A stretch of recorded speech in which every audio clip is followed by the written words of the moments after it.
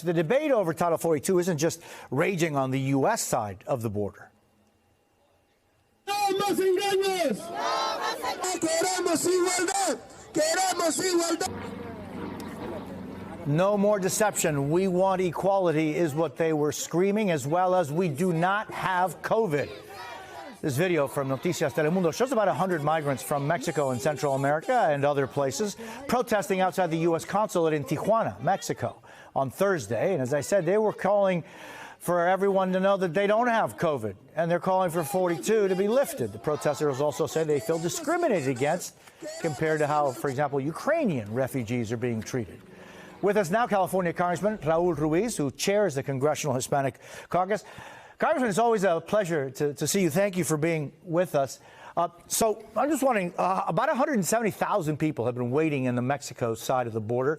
1.8 million have been sent back under Title 42. Is this humanitarian crisis, which is what it is primarily, about to get bigger? Well, we know it's going to get bigger. One, we already have a massive backlog over the past several years. And we know that there are individuals who are still fleeing their desperate situation from their country. Look, the Congressional Hispanic Caucus's position is very clear. Title 42 is a public health emergency order and should not be used for border management. We should follow the science. And due to the American Rescue Plan and Biden's success in vaccinating a vast majority of our population, transmission rates are down. We have testing and quarantining protocols at work, and we have readily available vaccines. So by instituting Title 42, you deny the American law legal right of asylum seekers and refugees to due process. And the Congressional Hispanic Caucus firmly believes that whether you're fleeing for your life from a Russian dictator or from a drug cartel in our country, you have the right to seek asylum and refuge, and you should practice that right with due process.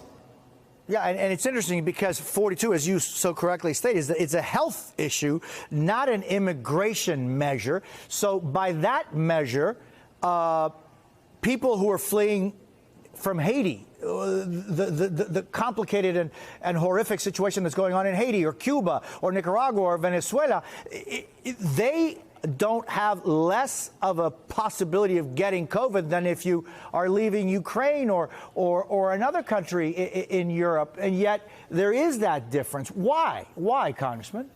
Well, I'm not sure why the difference, but what I am sure of is that we can rectify and make sure that anybody who flees from political violence, from a war in Ukraine, or from a drug cartel or a gang lord who has legitimate reasons to seek asylum and refuge should have their American legal right to due process. Look, Title 42 right now, Jose, is a distraction. We need to focus on the humanitarian response at the border. We need to make sure that we increase border efficiency, that we modernize our borders, that we send resources with immigration judges, immigration lawyers for due process, and social workers and caseworkers to provide alternatives to detentions, a more professional, humane way of ensuring that asylum seekers, refugees have their day in court. And we also have to remember that people come not because who's in president, but it's because the conditions in their home country. So we have to support Vice President Harris's effort on the root causes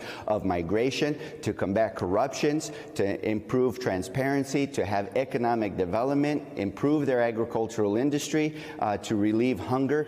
And we have to partner with other countries. That's where we should be focusing on. It's pleasant and hopeful news that we pass immigration reform, that we come to the table and we have a good pathway to citizenship. You know, Republicans have been obstructing all along. They have voted against modernizing our border with digitization, modernization, with resources that we have put forth. They voted against the Dream and Promise Act, the Farm Workforce Modernization Act, comprehensive immigration reform time and time again. They need to put up or shut up and come to the table and let's get this fixed.